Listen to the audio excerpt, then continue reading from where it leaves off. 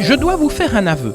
J'ai toujours été quelqu'un de curieux et je me suis toujours intéressé au vécu des personnes qui m'entouraient. Cela me permettait de mieux les connaître et de les découvrir, ce qui, j'en suis sûr, est un réflexe généreux. S'intéresser aux autres facilite les relations avec ceux-ci. En créant, en 2018, le podcast natif Les interviews d'Eric Cooper, j'avais le projet de partager avec tous et toutes le voyage que je faisais en découvrant la vie et les réalisations des personnes qui, à mon micro, racontaient une histoire, leur parcours de vie ou leur création. C'est sur le ton d'une simple conversation que se déroulent les interviews d'Eric Cooper. Le décor est simple.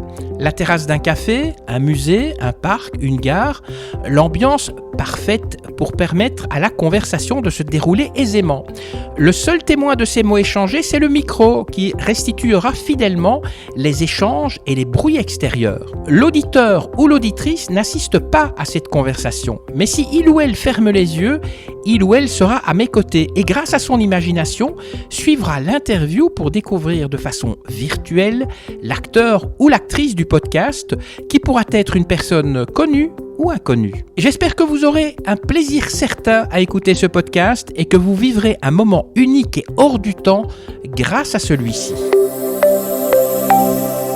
L'acteur du podcast aujourd'hui s'appelle Philippe Rémy Wilquin. Il vient nous parler de son roman Les Sœurs Noires, un roman qui se déroule à Tournai. Tournai, le savez-vous, c'est une des plus vieilles villes de Belgique, une des plus vieilles villes gallo-romaines de Belgique. Il y en a deux autres, Arlon et Tongres, et puis Tournai est surnommée la ville aux 5 clochers. Avant peut-être de parler de votre roman, Philippe Rémy Wilquin, peut-être vous pourriez vous présenter? Philippe Rémy Wilquin, que puis-je dire sur moi? C'est que de formation j'étais romaniste, mais j'ai très tôt fait le choix de ne pas attendre la pension pour me consacrer à l'écriture. Je rêvais depuis mes 6-7 ans d'écrire, et d'ailleurs j'écrivais des bandes dessinées entre 6 et 12 ans, des romans entre 12 et 15, et donc j'ai décidé très tôt, après mes études, de mettre au premier plan l'activité littéraire. Et donc finalement j'ai tout construit autour de la plume, ce qui fait qu'aujourd'hui j'ai une activité normative en soirée dont je ne vous parlerai pas, et 2 autres vies très pleines en journée de 7h à 15h où je me consacre à la création littéraire et alors à la médiation comme vous le faites à cet instant. Donc le travail du journalisme culturel littéraire que j'aime beaucoup également. Qu'est-ce qui vous a donné envie d'écrire votre tout premier livre ? Alors c'est très difficile de répondre à votre question puisque mon tout premier livre, je l'ai écrit quand j'avais 6 ans et demi, je crois. C'était une bande dessinée. Il y a quelque temps, la revue littéraire Que faire a demandé à toute une série d'écrivains pourquoi ils écrivaient. Et dans mon cas, c'était très compliqué d'y répondre puisque je ne me suis jamais posé la question. C'est quelque chose qui est né à 6 ans et demi. Alors j'ai une explication peut-être qui serait presque psychanalytique. C'est le fait que étant enfant, mon père et mon parrain m'ont offert des embryons de collection des magazines Tintin et Spirou. Et c'était des collections émiettées. Donc j'ai commencé à lire des histoires dont je n'avais ni le début ni la fin. Et alors, dans mon récit personnel, j'aime à croire que le fait de ne pas avoir une histoire de A jusqu'à Z a déclenché quelque chose en moi, l'envie d'avoir une histoire maîtrisée de A jusqu'à Z. Et dès la première année primaire, je ne sortais pas en récréation pour écrire des bandes dessinées. Et avant d'être écrivain, vous faisiez quoi ? Avant d'être écrivain ? Mais j'ai toujours été écrivain, depuis toujours. Mais mon premier livre publié, c'était, je dois avoir aux environs de 35 ans. Et auparavant, après la sortie de l'université, c'est déjà de l'écriture bien sûr, mais j'ai fait des scénarios de bandes dessinées pour Bayard ou pour Le Lombard, etc. pendant au moins 4 ans, parce que j'ai une double attraction à la fois pour l'écriture, mais aussi pour la narration, donc le fait de construire et de raconter des histoires. Ce qui pour moi, donc, on parle de 2 choses différentes. Quand vous écrivez, qu'est-ce que ça vous apporte ? Là aussi, j'ai un jour rédigé un texte à la demande d'une revue en disant que l'écriture c'était une passion, mais une passion, si on pense à l'étymologie, dans passion, il y a aussi la souffrance. Ça veut dire que c'est quelque chose, qui apporte beaucoup de joie, mais qui peut vous faire souffrir, parce que finalement, le milieu littéraire n'est pas si aisé que ça. C'est pas nécessairement une activité où on a une reconnaissance immédiate. un argent qui arriverait ou une gloire qui arrivera en proportion de la qualité ou des efforts fournis. Donc il faut être fort, fort, fort blindé. Moi, je dois avouer que je suis assez constructif et positif, donc je suis blindé depuis toujours, parce que depuis toujours, je veux écrire. Et donc, j'ai toujours lu des articles en sachant que tant de peintres, de musiciens, d'écrivains avaient été connus après leur mort, etc. Donc, bon, je fais le mieux que je peux, et la suite, finalement, ne me pose pas de problème majeur. Si je comprends bien, écrire, c'est un peu comme une drogue, c'est addictif pour vous? Alors c'est tellement addictif qu'effectivement, j'écris presque du matin jusqu'au soir, puisque maintenant j'écris des articles pour différents supports, dans des revues, sur des plateformes numériques. Je ratisse très large, hein, puisque au départ je me consacrais beaucoup à l'actualité éditoriale belge francophone, parce que je trouvais qu'on ne parlait pas assez de ce qui se fait en Belgique francophone, et donc je voulais apporter, avant de râler moi-même comme auteur, je voulais apporter mon obol et servir les collègues, les éditeurs qui font bien leur boulot. Mais dans un deuxième temps, j'ai fini par vouloir comprendre d'où venait finalement notre littérature belge francophone, et je me suis tourné vers le patrimoine. Et j'ai fini par faire un feuilleton sur le patrimoine littéraire en compagnie d'un excellent ami, Jean-Pierre Legrand. Et puis finalement, Jean-Pierre adore la musique classique. On a fini par faire une espèce de discothèque, une espèce de feuilleton pour tendre vers une discothèque idéale. Puis j'ai lancé un feuilleton sur l'histoire du cinéma. Donc vous voyez, chaque fois que je vois ou que j'entends quelque chose, j'ai presque toujours envie de le transformer en texte. Quand vous écrivez, est-ce que vous avez une sorte de rituel d'écriture? Bon, alors là, c'est presque un tabou, puisque ça va casser complètement l'image de l'intellectuel, de l'artiste sensible, etc. Mais je vous offre ce scoop, cher Eric. Tous les jours que Dieu fait, je commence ma journée à 7 heures le matin, en ouvrant, vous allez être étonnés, en ouvrant des journaux catalans de sport, pour lire les dernières nouvelles, les derniers potins sur le Football Club de Barcelone. C'est mon seul talon d'Achille par rapport à mes activités artistiques. Alors, est-ce que vous avez un peu l'impression d'être privé de liberté? Est-ce que vous pensez qu'un écrivain est enfermé dans sa fonction d'écrivain? Moi, je me suis offert, j'ai beaucoup réfléchi sur la question, et je me suis offert le luxe, très tôt, d'avoir mes journées pratiquement complètes pour l'écriture, puisque mon travail normatif était repoussé en soirée. Indirectement, à cause de ce travail normatif qui est en soirée pour que j'ai mes journées libres pour la création, je souffre entre guillemets d'une chose, mais toute médaille a son revers, c'est qu'il m'est presque impossible de sortir. Ça veut dire que quand je reçois des invitations de soirées littéraires de collègues, etc., je ne peux pas. Je devrais attendre la pension pour pouvoir y aller. Comment se passe l'élaboration d'un roman? On va parler du dernier. Est-ce que vous avez un plan précis avec l'histoire, les personnages, etc. Ou bien est-ce que vous vous installez devant votre ordi ou devant une feuille de papier et que vous attendez que l'histoire arrive? Alors c'est une très bonne question, parce que là, ça me renvoie à une problématique qui m'a toujours obsédé, qui était la différence entre les auteurs anglo-saxons, en étant un peu dans le cliché, mais la différence entre les auteurs anglo-saxons et les auteurs francophones. Moi, je crois que l'inspiration, ça se travaille, et qu'il faut travailler de manière organisée. Et un peu comme de grands auteurs anglo-saxons, je ne conçois pas l'idée de commencer une histoire en étant seul devant ma feuille ou mon clavier. Je travaille en général, quand c'est un roman, souvent je mets 6 mois, 9 mois, 1 an à écrire l'histoire, donc à travailler sur la documentation, à faire des repérages, à me déplacer, etc., à voyager et à prendre des notes, et puis à construire un synopsis, et finalement à tendre vers une histoire à plat. Mon auteur préféré, James Ellroy, l'américain, racontait que lui, et je ne vais pas jusque-là, il écrivait une histoire à plat de centaines de pages. Alors moi, je ne vais pas jusque-là, parce que j'essaie quand même d'avoir un juste mixte avec l'espèce d'inspiration que prise davantage les francophones. Et je crois qu'il faut des balises, mais que c'est bien aussi qu'on ne soit pas prisonnier de ce qu'on a construit, et qu'on puisse quand même encore se laisser entraîner par l'inspiration du moment. Donc c'est un peu un compromis. Quand vous écrivez un roman, vous êtes plutôt papier ou ordi? Alors, je fais mes petits schémas sur des papiers, avec mon petit bic, et ça me suit partout, mais écrire, c'est systématiquement clavier. Donc vous avez un carnet sur vous et vous notez des choses quand vous croisez des gens dans le tram, dans un café, dans une gare, et ces choses qui peuvent se retrouver dans un roman éventuellement? pas un carnet, en général, c'est des petites feuilles séparées que je garde dans ma mallette. Pas tant dans les déplacements en bus, en tram, mais notamment dans mon travail administratif en soirée. Il m'arrive d'avoir des idées, mais surtout j'ai ces moments comme ça où je suis seul ailleurs, au calme, et je prends des notes, ou alors je fais des espèces de synthèses pour avoir vraiment les idées principales, notamment le cahier de charge. En fait, pour chacun de mes travaux, petits ou grands textes, je parle de la quantité de pages, j'essaie d'avoir un cahier de charge, de mettre des balises, c'est-à-dire qu'est-ce que je veux dans cet ouvrage, finalement envoyer vers le lecteur. Et donc d'avoir un peu des références pour aussi me renouveler. Parce que je suis obsédé par un grand challenge qui me vient de l'enfance quand je lisais et que je voyais ce que faisaient d'autres auteurs. C'est l'idée, quelque part, par exemple, de satisfaire un lectorat qui, ici, s'est attaché à un héros, voudrait le retrouver, mais en même temps, un truc que je ne supporte pas, c'est la collection avec un personnage récurrent qui ne vieillit pas, etc. Comment avoir ce compromis de continuer quelque chose et en même temps de se renouveler. Et donc, à chaque fois, j'essaie de me donner des références, des balises et un cahier de charge très précis au niveau de l'écriture, par exemple. Est-ce que ce sera le présent, le futur, le futur, non, le présent, le passé, est-ce que...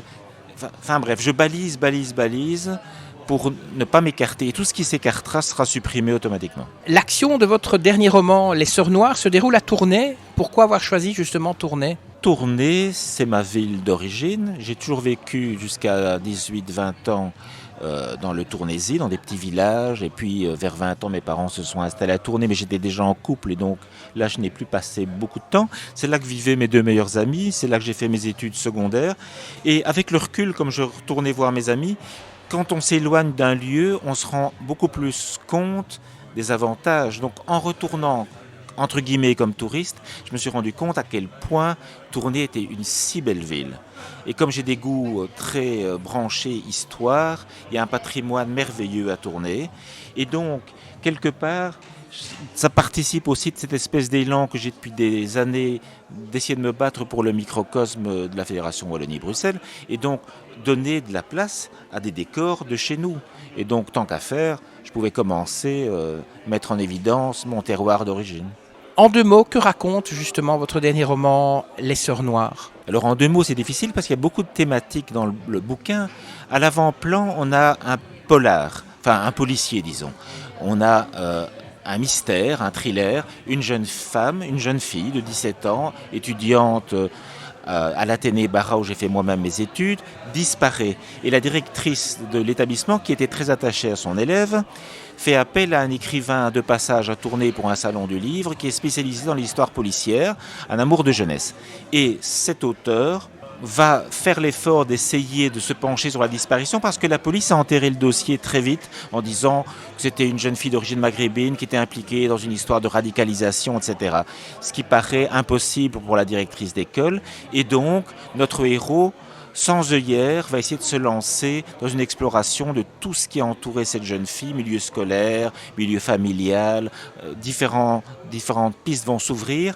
Et alors ça, c'est le premier degré, le roman policier. Mais à l'arrière-plan, il y a la capacité ou la difficulté de réalisation d'une jeune femme, notamment d'origine maghrébine, comment se réaliser dans la société belge, tous les dangers auxquels peuvent se confronter des femmes. Qu'est-ce que je pourrais encore dire ? Il y a des aspects sociologiques et des aspects psychologiques. J'ai fait aussi un petit clin d'œil à ma vie d'antan en faisant apparaître des personnages réels dans le récit. Et c'est des personnages qui vont se reconnaître ou bien vous avez changé les noms et seuls, même eux, ne vont peut-être pas se reconnaître en fait ? Alors ils vont se reconnaître parce que je les ai prévenus, mais l'astuce dans le bouquin, c'est un bouquin où tous les personnages sont appelés, même le héros, par leur prénom et on n'aura jamais les noms de famille, à part l'un ou l'autre personnage secondaire, mais les personnages principaux sont appelés par leur prénom. Ce qui fait qu'on peut, au premier degré, reconnaître telle ou telle personne, mais en même temps, on protège son identité. Alors, quelle était l'inspiration qui a fait que vous avez écrit ce roman ? Est-ce qu'il y a un événement spécifique qui vous est... Voilà, qu'un jour vous avez vécu et qui a fait que vous vous êtes dit je vais écrire un roman ? Très bonne question, parce que là aussi, il y a une anecdote à raconter. En fait, comme je fais de la médiation, En travaillant pour le carnet Les Instants, je suis tombé, on m'a demandé en tous les cas de rubriquer un exemplaire ou l'autre de la collection Noir Corbeau et le bouquin théorique qui accompagnait le lancement de la collection, un bouquin qui racontait un peu l'histoire de l'édition de romans policiers en Belgique, qui était écrit par Christian Liebens. Or, Christian Liebens, c'est quelqu'un qui vient de la région de Liège, pour lequel j'avais beaucoup de respect. Bon, je vous évite le pourquoi je l'avais connu de loin en loin, et j'ai eu envie de participer à cette collection pour le retrouver quelque part et puis participer. Je trouvais que c'était une bonne idée que Weyrich, les éditions Weyrich, osent lancer une collection de policiers. Mais le paradoxe et l'anecdote, c'est qu'en fait, quand j'ai fait mon policier, ils ont trouvé que c'était trop bien écrit pour un policier et ils m'ont orienté dans la collection littéraire. Et finalement, les choses étaient bien faites parce que Christian Liebens n'était pas directeur littéraire de la collection policière, mais l'est de la collection littéraire. Et je me suis retrouvé finalement là où j'aurais dû être, finalement avec Christian Liebens. Vous avez mentionné votre éditeur Weyrich. Pourquoi spécialement cette maison d'édition ? C'est une maison que vous affectionnez ou bien c'est arrivé par hasard ? Ça a été eux qui ont accepté de publier votre livre ?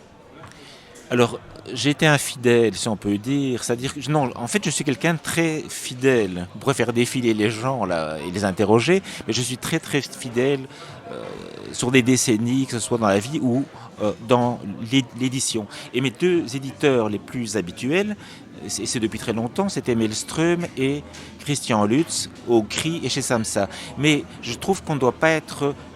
rester toujours dans le même sillon. On doit s'exposer, se mettre en question et faire des choses aussi différentes. Chaque maison d'édition a sa particularité. Et donc, je voulais oser d'autres choses. Et comme je faisais de la médiation, j'ai eu l'occasion de me rendre compte du bon travail que faisaient certains éditeurs. D'où l'envie de, par exemple, envoyer un texte à Éric Lamirois, qui avait lancé des collections de petits textes 5000 mots, c'est un challenge. Donc j'ai participé à ces expériences, on peut dire, avec beaucoup de plaisir chez Éric Lamirois. Et idem avec Weyrich, avec cette collection policière. C'est pas lui qui m'a demandé, mais je lui ai envoyé ce texte. J'ai envoyé à un seul éditeur, il m'a pris, et ben voilà. Dans votre dernier roman, Les Sœurs Noires, est-ce qu'il y a un message ou bien c'est simplement un roman qu'on va lire pour l'histoire ? Est-ce qu'il y a un message ? Il y a un message sans doute qui n'est peut-être pas au premier plan, mais au deuxième plan, qui est un message d'ouverture, d'avancer dans la vie sans œillères, puisque au fond, le principe de l'histoire, c'est que mon héros et la directrice, son amie d'enfance, qui va lui demander d'enquêter, au fond, ils vont partir en contrepoint de l'enquête officielle, qui est dans le cliché et l'amalgame. Cette fille avait certaines caractéristiques, donc nécessairement, elle est ceci, elle est cela. Et eux vont refuser ça et vont accepter de partir à zéro. Et au fond, l'idée, c'est que dans la vie, on ne doit pas s'arrêter à des clichés. Il faut des règles, mais toute règle a ses exceptions. Il faut toujours rester ouvert. En tant que médiateur, par exemple, ça m'arrive de proposer le texte, le premier livre d'un auteur ou d'un micro-éditeur, parce que la qualité peut se nicher n'importe où. L'action de votre roman se déroule à Tournai.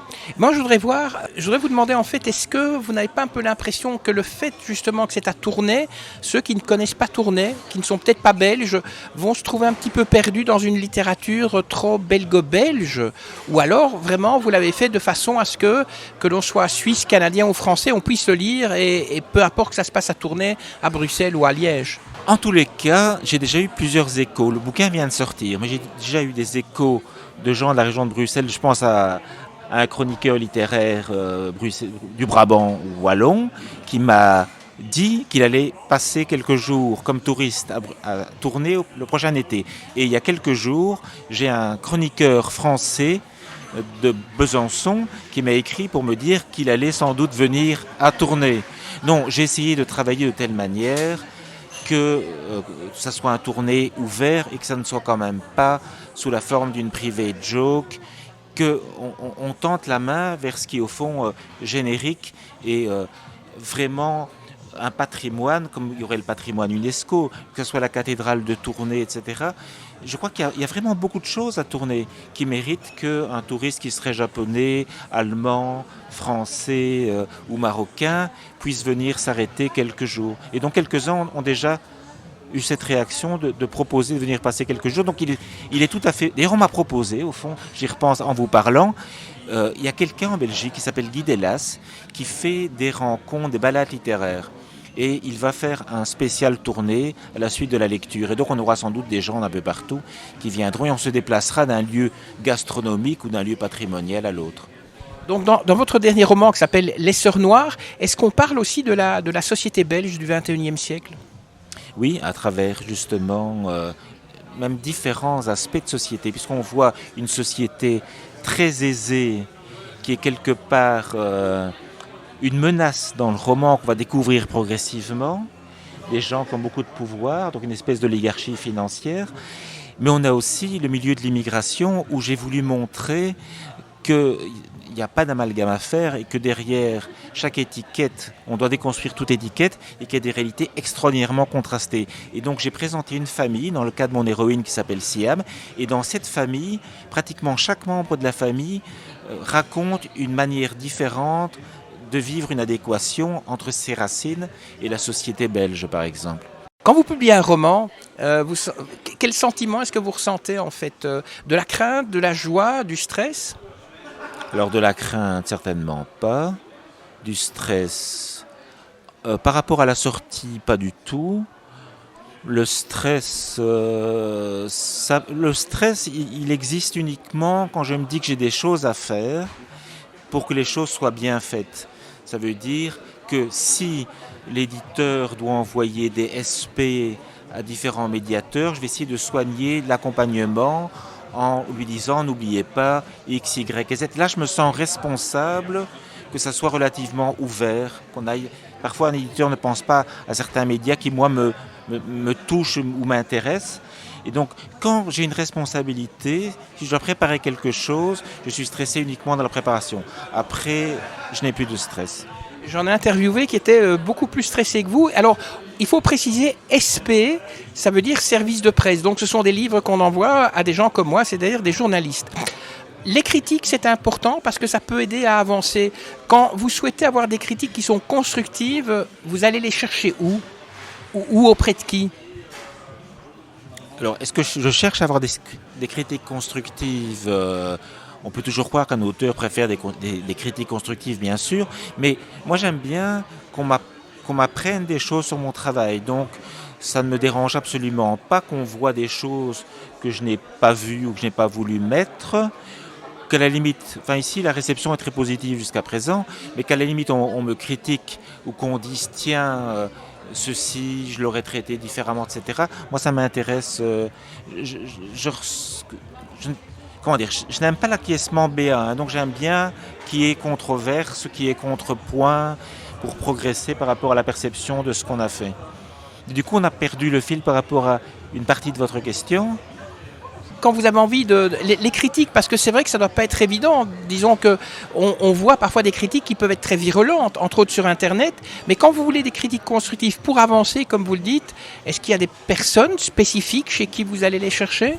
Je ne recherche pas spécifiquement à être encensé, etc. Donc j'ai des habitudes, il y a différents canaux auxquels je suis habitué. Alors, on peut toujours se dire qu'en Belgique francophone, il y a le pire et le meilleur. Ça veut dire que si on n'est pas publié à Paris, quelle que soit la qualité de ce que vous avez fait, or il y a actuellement de très très bons ouvrages qui sortent, je pourrais vous faire toute une liste de formidables ouvrages qui seraient au top niveau de l'édition parisienne et qui sont sortis par des éditeurs belges. Mais pour le pire, c'est que les grands médias ne parlent très très peu, quasi pas, de ce qui se fait en Belgique. Mais alors, pour le meilleur, mais ça pourrait être aussi un petit peu pour le pire, alors c'est pas vraiment le copinage, mais les gens se connaissent. Donc, le fait que les gens se démolissent à l'intérieur du microcosme belgo-belge, c'est rare. Alors moi, je me souviens qu'au début, je faisais de la médiation, j'ai surpris parce que j'osais faire des bémols. Alors, je ne suis pas le seul à le faire.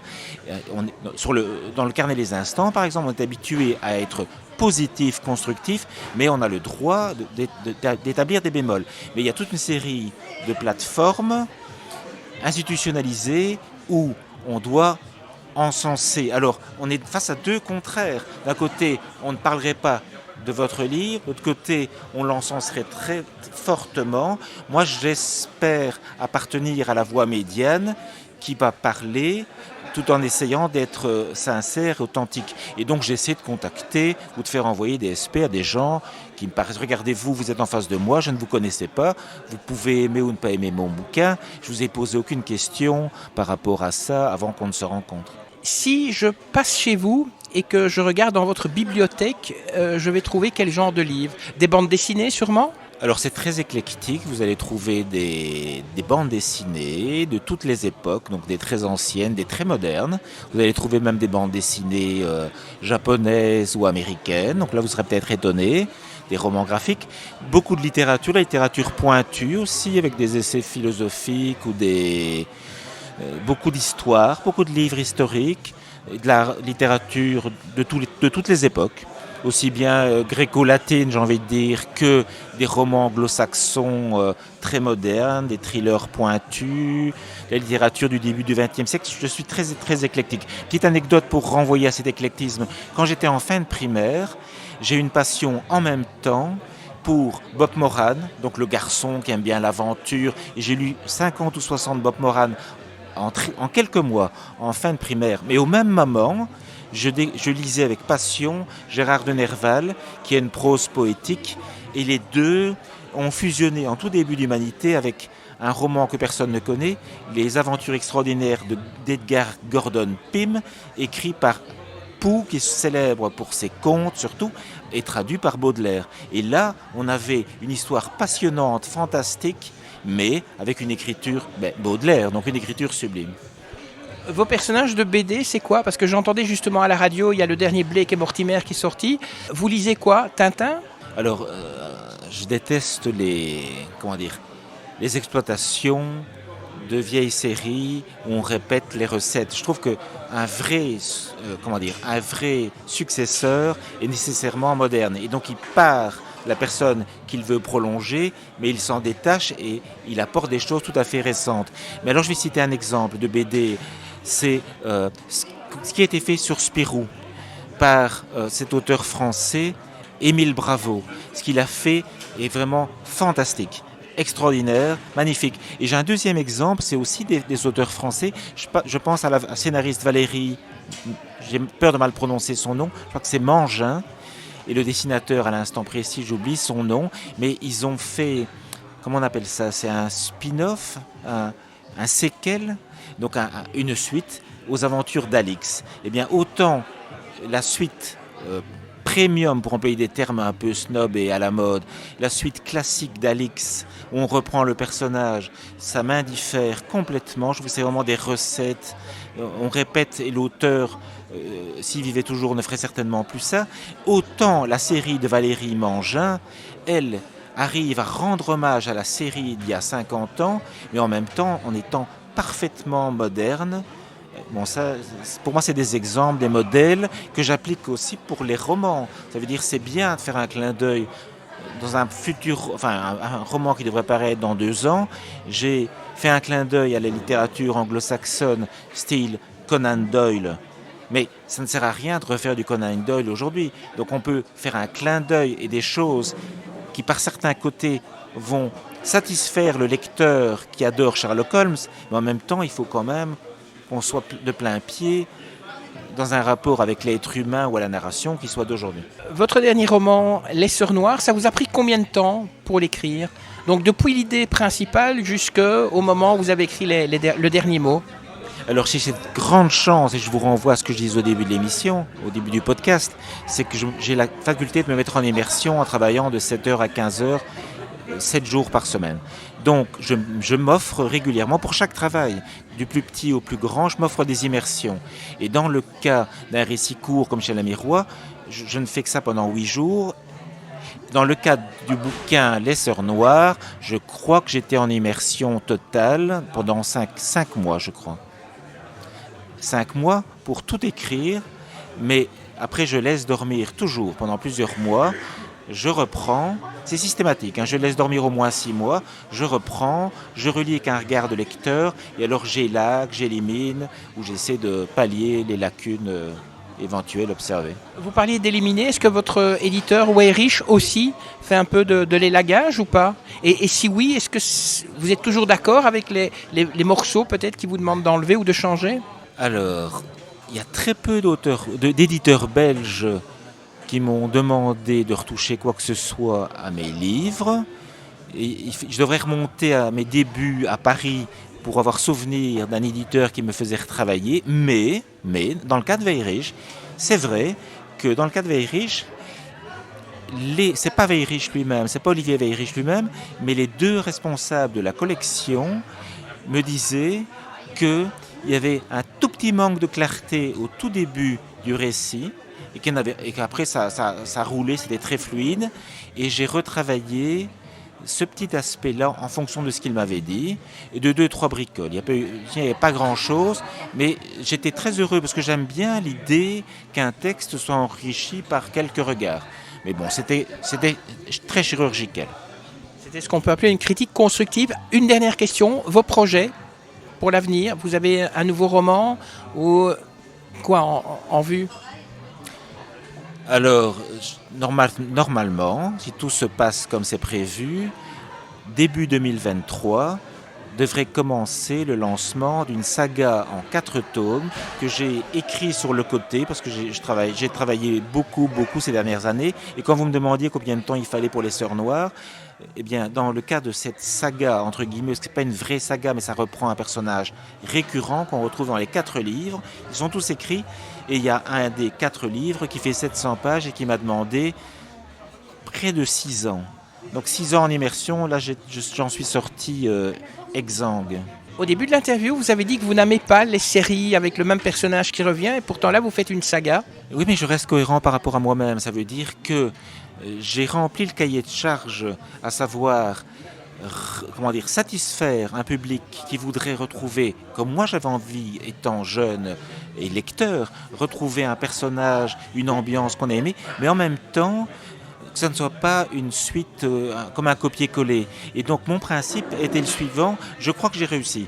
C'est prétentieux de dire ça, mais mes 4 récits, d'abord ils sont de gabarits complètement différents, entre 100 pages, 200 pages, 450 pages et 700 pages. C'est un scoop que je vous offre, vous êtes le seul à le savoir, et on change complètement d'univers.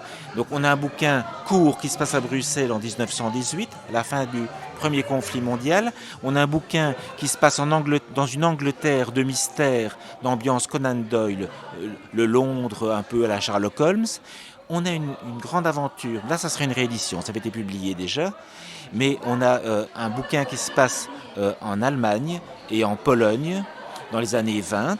Et puis, on a un énorme bouquin de 700 pages qui va essayer de s'attaquer à l'identité belge. Donc là, je suis audacieux, puisque les 700 pages vont essayer d'explorer toute l'histoire de la Belgique et tous nos lieux.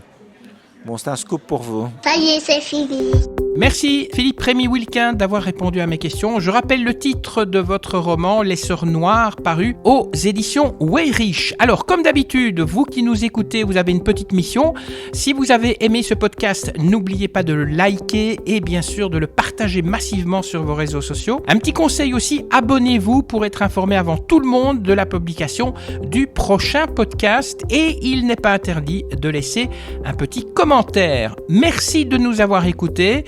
Que la force soit avec vous et avec tous les autres, et à très bientôt.